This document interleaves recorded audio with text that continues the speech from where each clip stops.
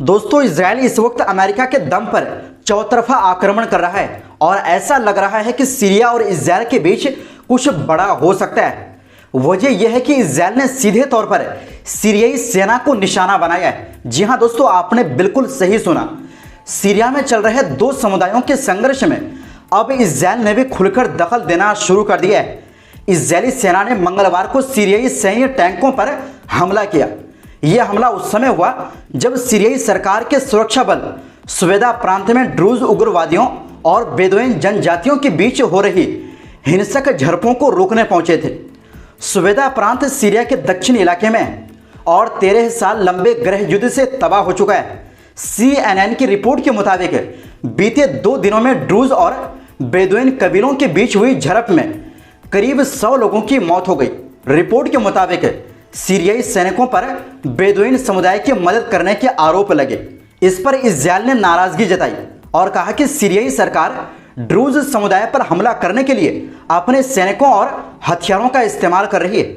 इसलिए इजराइल ने सुवेदा के आसपास के इलाकों में सीरियाई सरकारी बलों पर बमबारी की है। वहीं दोस्तों, इजरायली हमले के बाद सीरिया में एक अलग ही तरह का गुस्सा देखने को मिल रहा है। वहां के आम लोगों ने जिस तरह की प्रतिक्रिया दी है उस पर भी बात करेंगे। लोगों ने तो राष्ट्रपति अल जुलानी से इजराइल के खिलाफ युद्ध शुरू करने को कहा है, लेकिन उससे पहले आपको विस्तार से बताते हैं कि मामला क्या है। दोस्तों, सुवेदा में 2 दिन तक ड्रूज उग्रवादियों और बेदुइन कबीलों के बीच भारी झड़पें चली। इसके बाद सेना और पुलिस ने शहर के बीचों बीच पहुंचकर हालात काबू में करने की कोशिश शुरू की। मकसद था लड़ाई को रोकना और सरकार की पकड़ फिर से मजबूत करना। सरकारी फोर्स ने पूरे शहर में कर्फ्यू लगा दिया है। उसके बाद सीरिया के रक्षा मंत्री मरहफ अबू कसरा ने बताया कि शहर के बुजुर्ग और जिम्मेदार लोगों से बातचीत के बाद फायरिंग पूरी तरह रोकने पर सहमति बनी है। सरकारी न्यूज एजेंसी सना ने जानकारी दी कि सेना अब अपने टैंक, बख्तरबंद गाड़ियां और हथियार सुवेदा से हटाकर वापस राजधानी दमिश्क भेज रही है। ड्रूज समुदाय की बड़ी धार्मिक संस्था ने सेना और पुलिस के आने का स्वागत किया। उन्होंने सुवेदा में मौजूद सभी हथियारबंद गुटों से अपील की कि वो सरकार के साथ सहयोग करें और अपने हथियार जमा कर दे, मतलब सरकार को सौंप दे। लेकिन कुछ ही समय बाद अपने ही बयान से पलटी मारते हुए ड्रूजों के बड़े धार्मिक नेता हिकमत अल हजरी ने बयान दिया कि सरकार की कार्रवाई को वो बर्बर हमला मानते हैं और उन्होंने लोगों से मुकाबला करने की अपील की।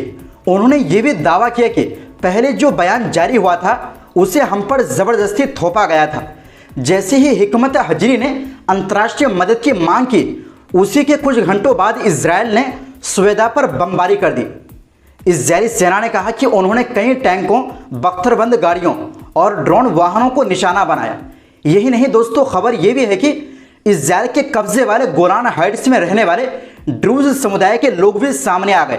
बताया जा रहा है कि दर्जनों ड्रूजों ने इजराइल से सीधा बॉर्डर पार किया और सीरिया के इलाकों में दाखिल हो गए। सबसे हैरानी की बात यह है कि यह सब कुछ इजरायली निगरानी में हुआ, यानी इजराइल की आंखों के सामने ये लोग सीरिया में घुसे और अब कहा जा रहा है कि सेना उनकी सुरक्षित वापसी की कोशिश कर रही है। हालांकि ये साफ नहीं है कि इन लोगों के पास हथियार थे या नहीं, लेकिन जिस इलाके में ये पहुंचे हैं वहां तनाव बहुत ज़्यादा है। वहीं इजराइल के रक्षा मंत्री इजराइल काट्ज ने कहा कि उनका देश सीरिया के ड्रूज समुदाय को किसी भी तरह के नुकसान से बचाएगा और इजराइल ये सुनिश्चित करेगा कि सीरियाई सरकार सीमा के पास ड्रूजों पर हमला ना कर सके। उन्होंने ये भी कहा कि सीमा के पास का इलाका बिना हथियार वाला ही रहना चाहिए। वहीं इजरायली प्रधानमंत्री बेंजामिन नेतन्याहू ने बताया कि इस कार्रवाई का मकसद ड्रूज समुदाय की रक्षा करना है। यही नहीं दोस्तों, आपको जानकर शायद हैरानी होगी कि एक इजरायल के मंत्री ने तो यहां तक कह दिया कि सीरियाई राष्ट्रपति अहमद शरा को मार देना चाहिए। वैसे दोस्तों, मेरे हिसाब से ड्रूज समुदाय तो सिर्फ बहाना है। इजरायल का असली निशाना सीरियाई सेना है, उनकी ताकत को कमज़ोर करना है बस। वहीं सीरिया की सरकार ने इजरायल के ताज़ा हवाई हमलों को लेकर गुस्सा जाहिर किया है और कहा है कि ये हमले सीरिया की सीमा और कानून की खुली अवहेलना है। सरकार का कहना है कि इजरायल ने धोखे से सीरियाई सेना की पोस्टों को निशाना बनाया और इसका मकसद देश में फिर से उभर रही शांति को बिगाड़ना है।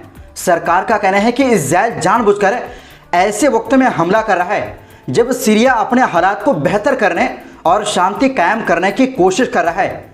इन हमलों को लेकर सीरिया ने इस्राएल पर सीधे आरोप लगाया है कि वो देश की एकता और स्थिरता को हिराने की साजिश कर रहा है। सीरिया ने यह भी साफ कहा है कि इन हमलों की पूरी जिम्मेदारी इस्राएल पर है और इसके जो भी अंजाम होंगे वो इस्राएल को ही भुगतने पड़ेंगे। साथ ही सीरिया ने दुनिया के देशों और संयुक्त राष्ट्र से अपील की है कि वो इस्राएल के इस हमले की सख्त निंदा करे। आखिर में सीरिया ने यह दोहराया है कि उसे अपने देश और अपने लोगों की रक्षा करने का पूरा हक है। वो अपनी जमीन और नागरिकों को बचाने के लिए हर जरूरी कदम उठाएगा, चाहे वो कोई भी तरीका हो, जब तक वो अंतर्राष्ट्रीय कानून के तहत हो। वहीं अल जज़ीरा अरबी ने 15 जुलाई को टेलीविजन पर दिखाए गए एक शो में सोशल मीडिया से लोगों की प्रतिक्रियाएं दिखाई। कुछ लोग सरकार का समर्थन कर रहे थे तो कुछ इस्राएल और ड्रूज नेताओं पर सवाल उठा रहे थे। उमर खलीफ नाम के एक शख्स ने लिखा, जो कुछ हो रहा है उसकी जिम्मेदारी हिकमत हजरी पर है और उन सब पर भी जो उसका साथ दे रहे हैं। चाहे हजरी माने या ना माने, सरकार संविदा में अपनी पकड़ जरूर बनाएगी। सालेह अबू अली ने ट्वीट किया, सीरिया के राष्ट्रपति अहमद शरा कहाँ हैं? खुदा के लिए कोई बताओ, क्या उन्हें अब भी कोई दिक्कत नहीं जब नेतन्याहू की फौज इस कदर कहर बरपा रही और कोई पूछने वाला नहीं। खालिद मुआज ने लिखा, हमारा इस्राएल से बदला तय है, लेकिन हम तब तक उनसे नहीं लड़ सकते जब तक हमारी खुद की हालत बिखरी हुई और उनके एजेंट हमारे ही बीच नई सरकार को गिराने की कोशिश कर रहे हैं। दूसरी तरफ अहमद नाम के यूजर ने कहा, नेतन्याहू इस्राएली ड्रूजों को खुश करना चाहता है, क्योंकि अगर वो बेकाबू हो गए तो उसके लिए मुश्किल खड़ी हो जाएगी। वो बस हवाई हमले कर सकता है, सीधा दखल नहीं दे सकता। वहीं शाम अल हवा नाम के एक महिला यूजर ने ट्वीट किया, हमारी लड़ाई इजराइल से तो शुरू हो चुकी है, उसी दिन जब हमने उनके पिट्ठू सिस्टम को गिराया और उनके अल्पसंख्यक एजेंडे को तोड़ा। अब बस सवाल ये है कि ये जंग खुलेआम कब शुरू होगी, और अगर आज ही हो तो हम तैयार हैं। इस सब के बीच इजरायली चैनल 14 ने एक वरिष्ठ अधिकारी के हवाले से बताया कि सीरिया में जो हाल ही में हमले हुए वो अमेरिका के साथ मिलकर किए गए हैं। उस अधिकारी ने यह भी कहा कि इजरायली सरकार हालात को गंभीरता से ले रही है और ड्रूजों की हर हाल में रक्षा के लिए तैयार है। वहीं अमेरिकी राजनयिक टॉम बैरक ने मंगलवार को कहा कि सीरिया के दक्षिणी स्वेदा प्रांत में हो रही हिंसक झड़पें चिंता की बात है और उनकी सरकार वहां शांति बहाल करने की कोशिश कर रही है। वाशिंगटन के सीरिया के लिए विशेष दूत टॉम बैरक ने सोशल मीडिया प्लेटफॉर्म एक्स पर लिखा, स्वेदा में हाल ही में जो झड़पें हुई है वो सभी पक्षों के लिए चिंता की बात है। हम एक ऐसा शांतिपूर्ण और सबको शामिल करने वाला हल निकालने की कोशिश कर रहे हैं जिसमें ड्रूज समुदाय, बेदुइन जनजातियां, सीरियाई सरकार और इजरायली फोर्स सभी पक्षों की भागीदारी हो। दोस्तों, इसके अलावा लेबनान पर भी इजरायल का बड़ा हमला हुआ है।